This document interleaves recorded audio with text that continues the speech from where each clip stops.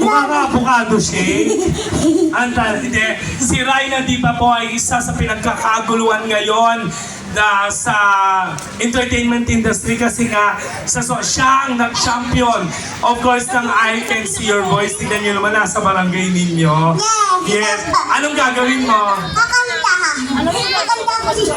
Kakantahan mo? Kakanta ko siya. Hindi ako makakita mo yung sandan. So siya lang ang tanan dito pa ikon. Kahit ako nahihirap ang punta dito. Oo. Kakantahan mo kami ganyan boses mo? Apa. Palakpakan naman din, katuwa lang. Anong kakantahin mo? Nauti balagi. Toti?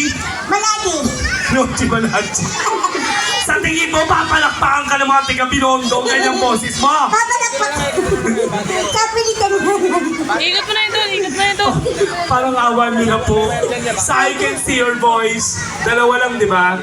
Singer o kaya sintonado. Tignan natin kung